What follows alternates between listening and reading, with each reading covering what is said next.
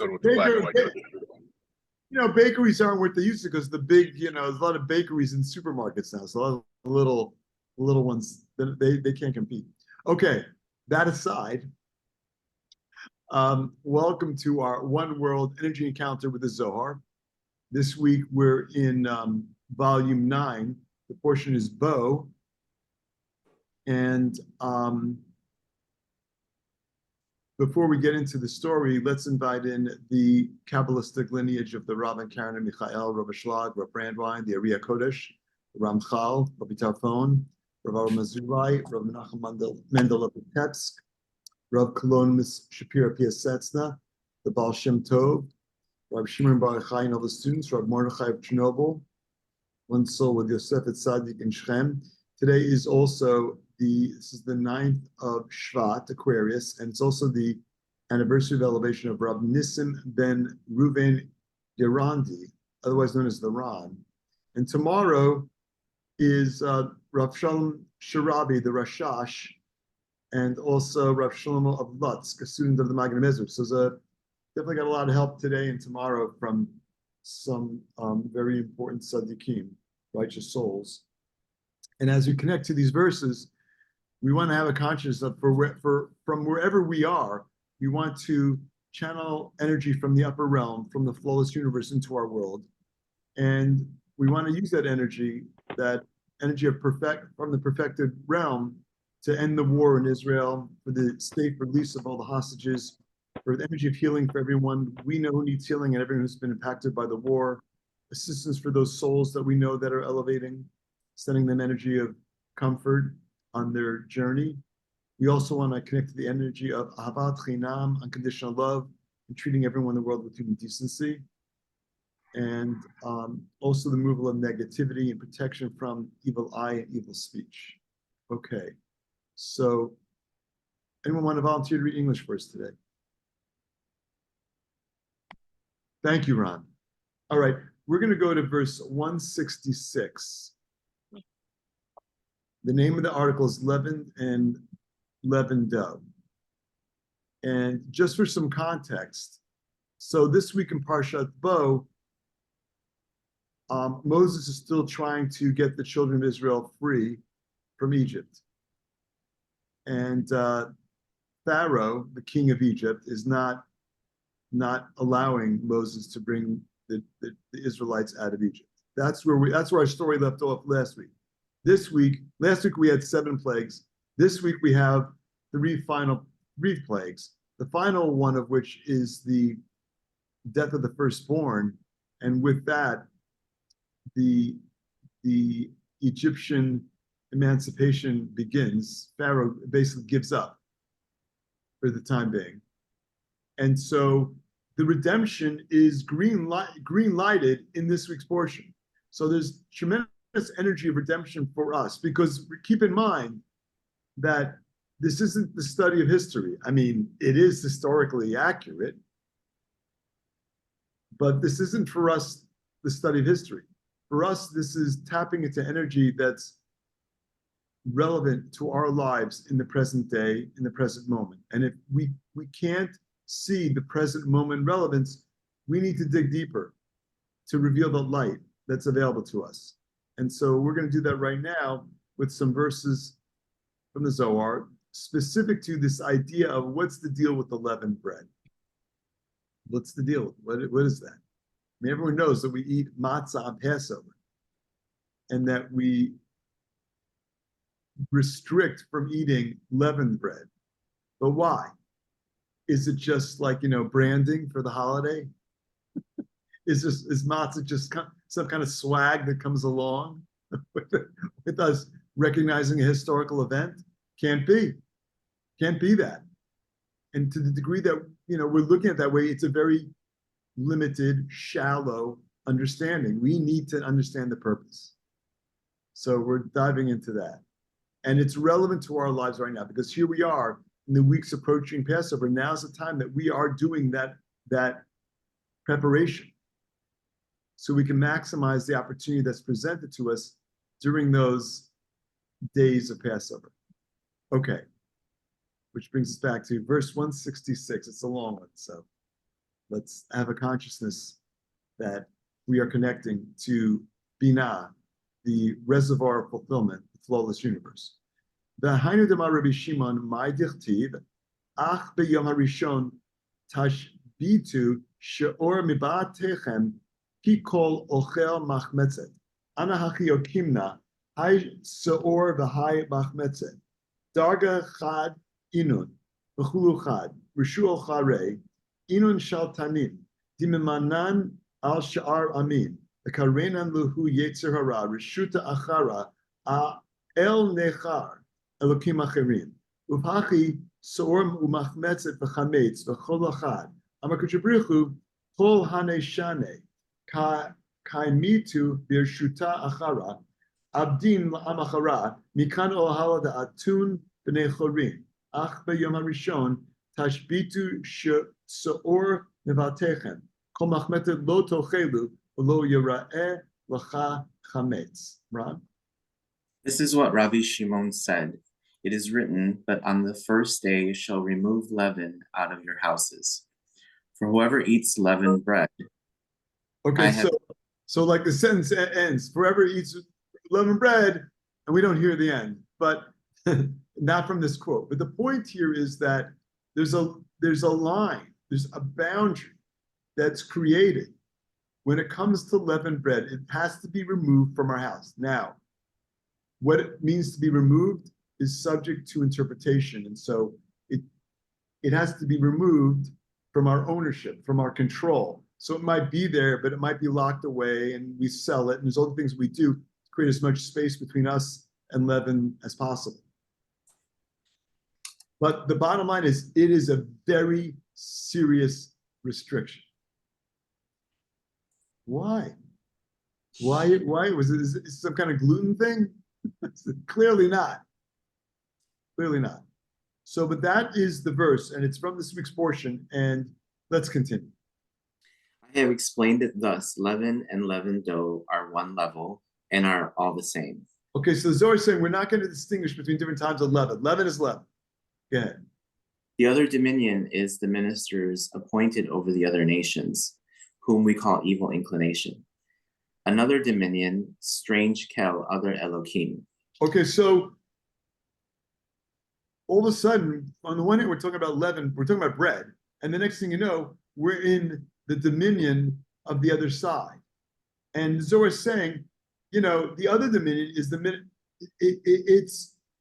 it shows up in different ways. We have the ministers appointed over the other nations. We have evil inclination. We have strange kale, other Elohim. Like there's different names, just like there's different leavens, there's different names to the other side. And by other side, we mean desire to receive for the self. That's the other side. We want to be aligned with the light of the Creator, which is desire to receive for the sake of sharing. That's who we are as vessels. We want to receive, not for ourselves. We want to receive because we want to elevate the world. We want to manifest the Garden of Eden in this world. And if we're just thinking about ourselves, that doesn't happen. And that's the battle that rages. It's our nature to think about ourselves. If you're here, you're programmed. You come here with the software of desire to receive for the self.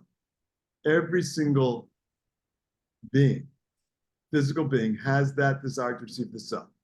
It's our survival instinct to a certain degree. But it doesn't need to be that limited. And so our job is to overcome that desire and transform that desire into desire to receive for the sake of sharing. The big difference between desire to receive and using the desire to receive for the sake of sharing. And so that's the dividing line between the positive realm and the negative realm. Think about it. Positive is sharing, negative is receiving. That's what we call it. It's not, we're not even making a judgment about it. It just is what it is. It's natural. Receiving is natural. Positive, negative. Not good and bad. Those are additional labels we throw on them. And maybe we throw them on there so that we can make those distinctions. But the bottom line is, it's just we want to be beings of sharing. Okay. What's that have to do with leavened bread? Keep going. Here also, leaven, leavened dough, and leavened bread are all the same. Yeah, just like we have all these names and labels for negativity, we have different names for leaven. Good. The Holy One, blessed be he, said, all these years you were under the authority of others and served another nation. From now on, you are free men. Okay, so the connection between negativity and leaven is this idea that we are free. What? What's one have to do with the other? Because in the context of us being enslaved is this idea of desire to receive for the self. Our desire to receive for the self is indicative of our enslavement. And that was the energy of Egypt. It was all about taking care of ourselves. It was all about nature. They were incredibly talented when it came to things about nature, but it was a very, literally, Mitzrayim means narrow. It was a very narrow, limited view of the world. It lacked depth from a spiritual perspective. And so, were we really slaves? Well, look at the narrative, and we were, but it was more about us being enslaved to a culture of desire to receive the self and an inability to see beyond that. We were so engrossed in that culture, we couldn't see beyond desire to receive the self. And the reason that's important is because we have it now. We have it in our lives. There are aspects of our lives, mindsets that we have, views that we have, which are very limited. And so we need to break free of those limited views. We need to expand our consciousness. We need to see possibilities, not limitations. Why didn't the children of Israel leave on their own? Because they saw limitations. Where were they going to go? We have the same thing. Where am I going? What can I do? I'm kind of stuck. They were stuck. So wherever in our life we're stuck by limited mindsets, by desire to receive the self, we have the opportunity to be free. And that freedom started with our emancipation from Egypt, where we became free men. So the Zohar is drawing for us a picture in which leaven and leavened bread is ego. And removing it is removing those limitations, those egocentric limitations.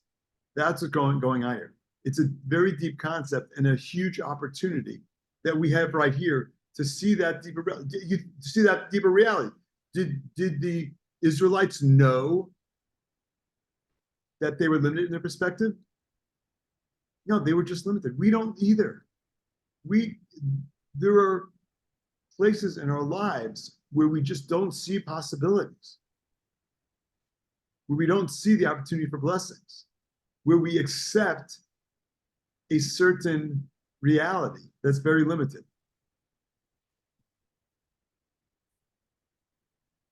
Any questions about that? Okay, let's Ron, do you have a question? I look like I have a question, don't I? I was just thinking of, it just made me think of this one thing that David Guillaume said in one of his Instagram posts, like about like wanting things, like it's okay to want luxury, it's okay to enjoy, like the finer things, right? But if it's not connected to the thought of sharing it with others, sorry, my hand got raised there.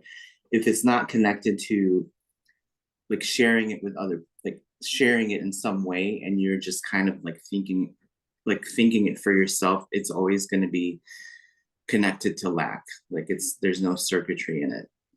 Right. So that's taking our desire to receive and transforming into a desire to receive for the sake of sharing. Absolutely. But like we don't always see that. I mean, it's important that we get reminded of it. Mm-hmm. as a general concept, like, where does that apply in my life? That's one of the things we can think about. We're not seeing it. And so one of the things we get from this section and this week is the opportunity to see the possibilities beyond the limitations that we are self-imposed.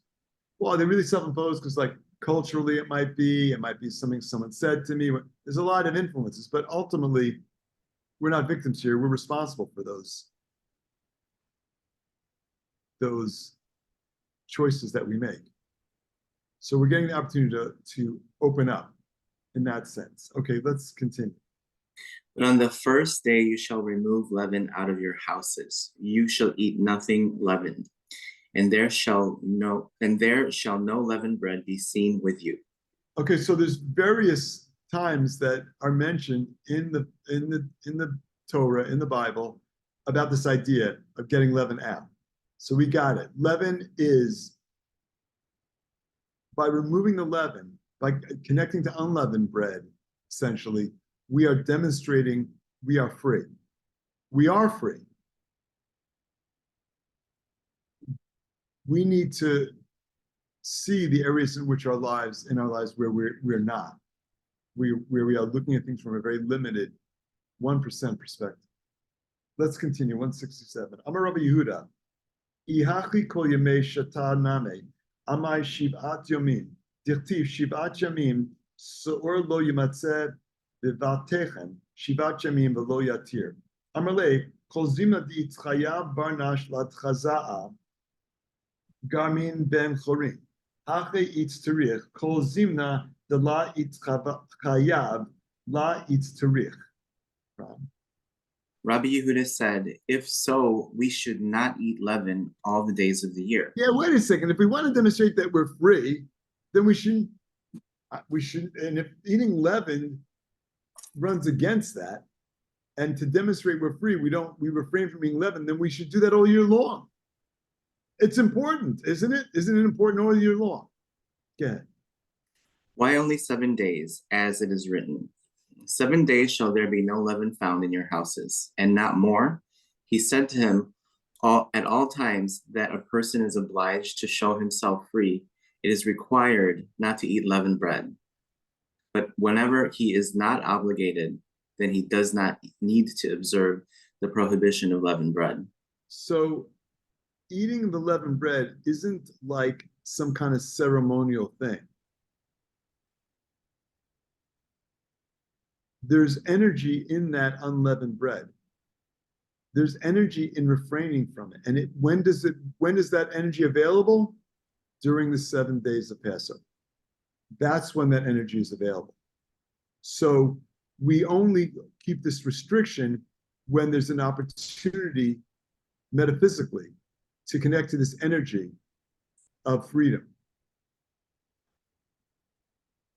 That's when we need that's why it's a tool and not just some kind of ceremonial thing. It's a tool to assist us in crushing our ego. Like every bite of matzah we take, we are crushing our ego. Yes, Richard.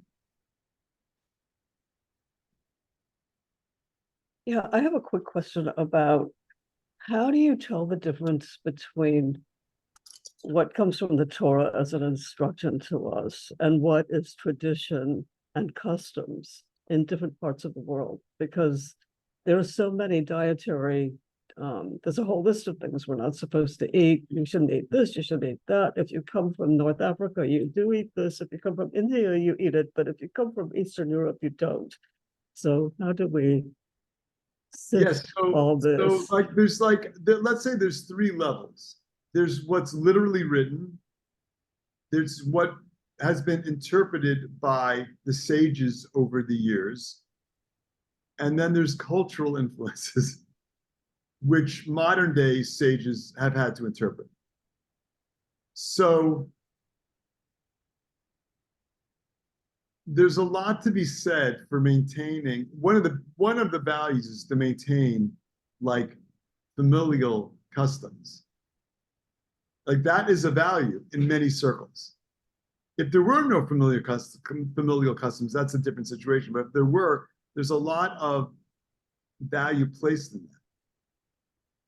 But the real stuff is what's written actually in the Torah and what's been interpreted traditionally by the sages. The cultural things are kind of like less so.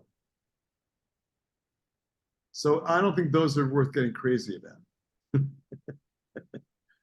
What is very clear is we don't eat bread on Passover. That is the primary restriction. Whether we eat beans, which are not, or nuts, which are not leavened, is, there's a lot of debate about that. And it's not only beans and like nuts and like corn, but it's those byproducts that end up in food, because we live in a world where processed food seems to be the norm. And there were certain foods traditionally that got mixed with leaven. So if you're trying to keep leaven out of your house, foods that were cross-contaminated by leaven, that creates some of these cultural rules that we run into. Is that helpful? I think it's helpful. I mean, I just think that every Passover I'm faced with this list of stuff and go, what? I will tell you that, yeah, I'll tell you that those rules change year to year sometimes. That's a whole different topic. But it's a good question. It's a good question, but we could do a whole 3-hour class on that alone. So I'm sure we could, but I'm sure we could. Relevant. And if you want to do that, we could do that.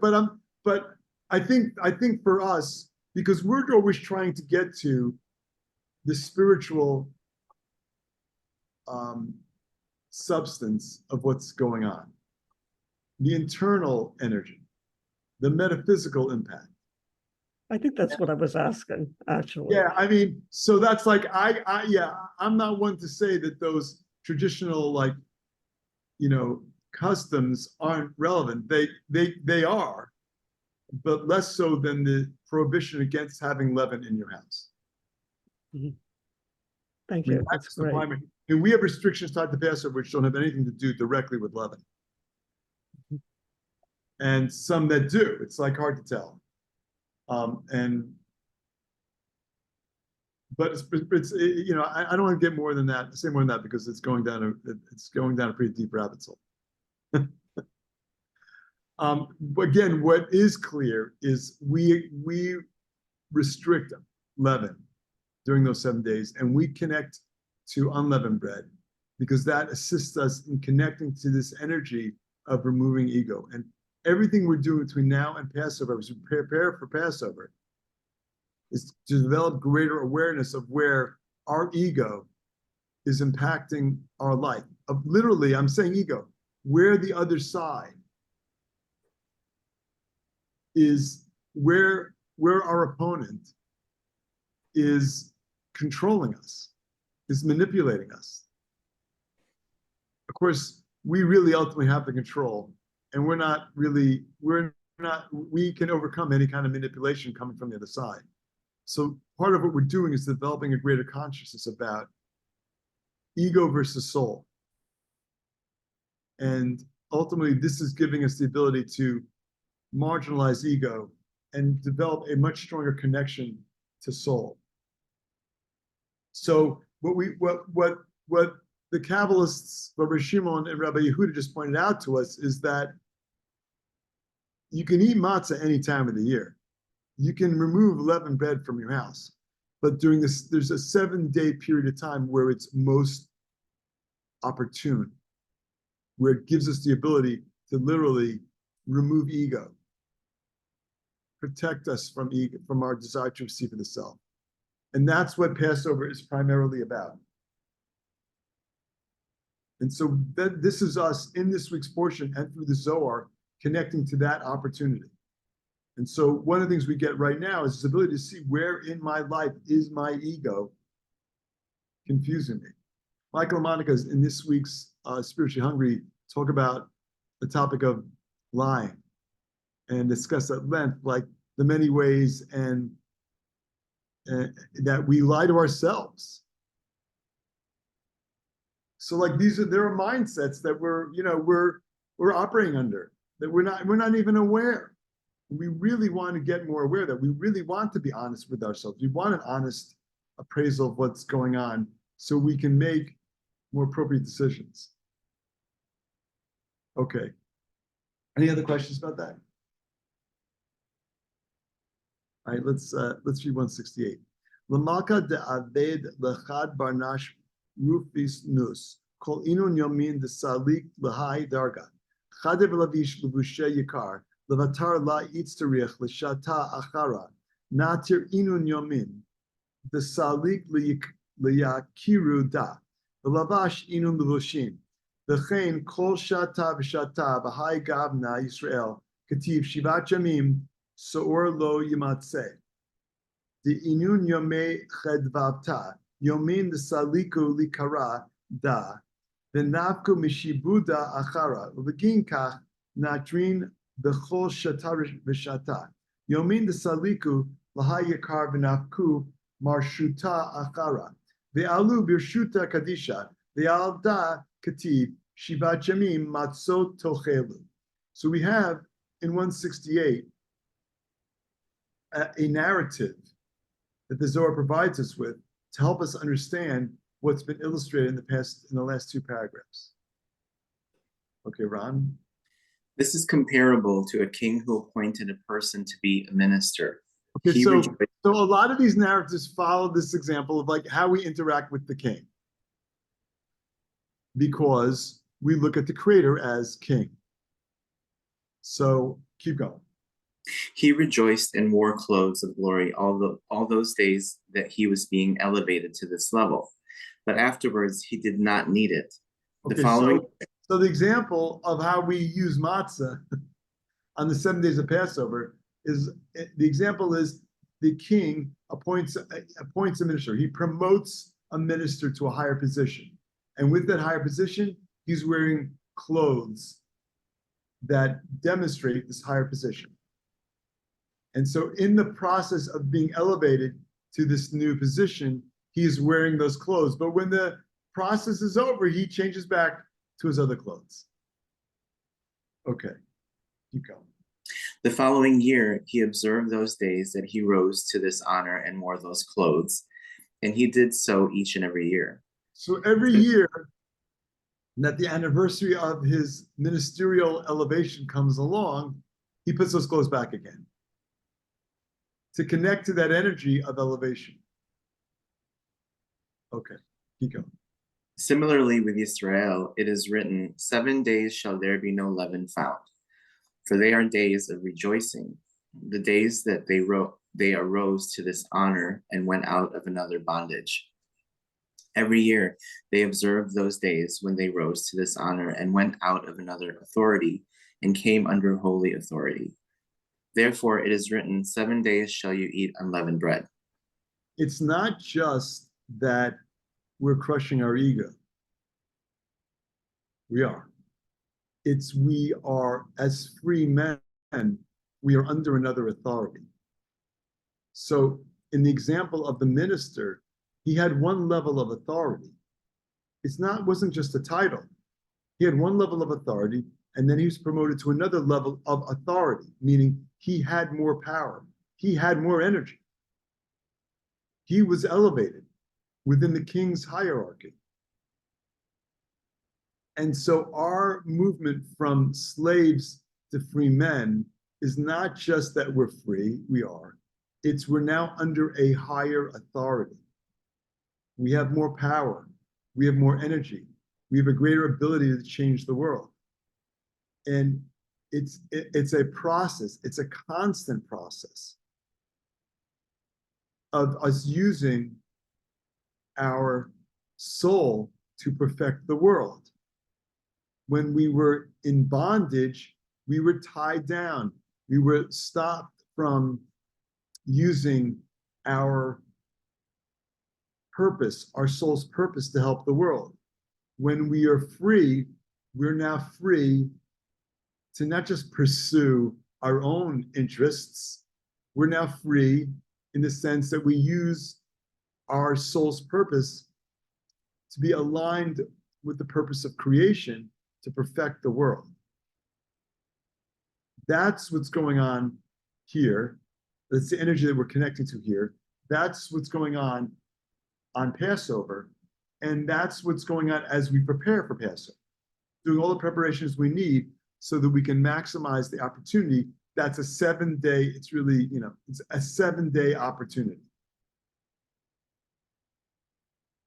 It's interesting that the first day is the most important day, the first night and day to eat matzah.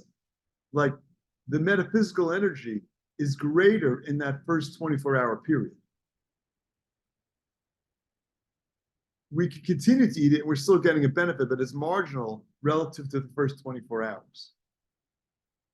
So what the Zohar is underscoring for us is the importance of having an awareness of the power of those days, of that window in time, and how we maximize that window in time through removing the leaven. It's really two things: removing the leaven and limiting ourselves to just the matzah, the unleavened bread. Any questions about that? So again, a bigger opportunity for us as we connect to this is to look at the places in our lives where we're limited, we're living a limited existence, where we're not fully manifesting our potential. In the Spiritually Hungry podcast that came out this week about lying, Michael said that if we think we have done all of our spiritual work, we're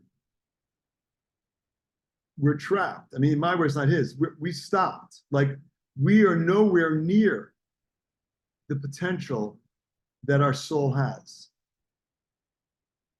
So all the things that we do, the tools that we use, the consciousness that we're trying to develop, is all there geared towards assisting us in growing into our potential. And it's not a one-step thing. It's constant growth. As long as we're here, we have the potential to reveal more of our gifts and share more of our gifts with the world. But it starts with an understanding that we're not there. No matter what we're doing, we have so much more that we can do. Any questions about that? Would you put it a slightly different? Could I put it a slightly different way that that is a constant effort at restriction? That that we have to choose all the time, where our motivations are and how we acquire that sensitivity. So, yeah, I mean, it of course involves a lot of restriction, but it also involves trying to see where our blockages are. Which gives us a choice. Is that yeah, I mean, we don't see, like, no, we look at blockages like they're shells, klipot. Like, where are those blockages? Where are those klipot? What am I not seeing? Those blockages are in our blind spot. So there are things that are just blocked from our consciousness that we don't understand we can do. I was doing a workshop for Kabbalah 2, and one of the conversations I was having was with one of the students that was showing up in a certain way for the people in her life, and that she had seen her generation before her and the generation before that. Like, she had all these what were cultural norms of acting in a certain way, and she couldn't see past that to see that it was very limiting. And so those are like cross-generational influences. Like, in what ways are we showing up in life because our parents showed up in a certain way, or our grandparents showed up in a certain way, in ways that are very limited? I mean, some of them are just, can be very simple bias and prejudices that we have. This wasn't, but those come from prior generations, or just traumas that prior generations experience that get transferred, prior generational trauma transferred to future generations. And we don't understand why we're showing up in a certain way, because we didn't experience that trauma firsthand that our ancestors did, and we're still carrying that energy around with us. Like, these things are going on all the time. Yes, Sal? I think it's all has to do with quantum mechanics, that all these microscopic energies that our ancestors experienced are, they're inherited into our families today, and it's like you said, just transferred via pregnancy, blood, whatever, however that works. And that's as far as I can go with that. But why is there such a thing as inherited trauma? And because I didn't experience what my father did, and I have the same reactions to things that he did 50 years ago. He didn't teach me to have those reactions. It's kind of like a nature versus nurture kind of conversation, because he may not have taught you, but you may have observed how he acted. Like if you had, if you'd grown up in another family, would you still have that? I mean, there's evidence to suggest you would. But, I would say it's all of the above. Suzanne, I see your hands up.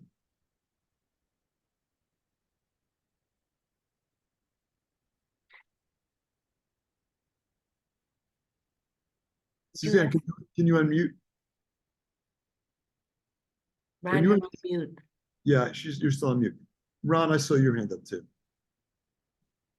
Yeah, like kind of piggybacking on what Ellen said, with it's an inherited conversation, but it's also, I believe it's like, maybe like part of the DNA of your family, right? And unless there's something in your lifetime that happens, like, like that can interrupt that, like tools, like what we have, right? Some people just, I feel like you just continue on, right? Unless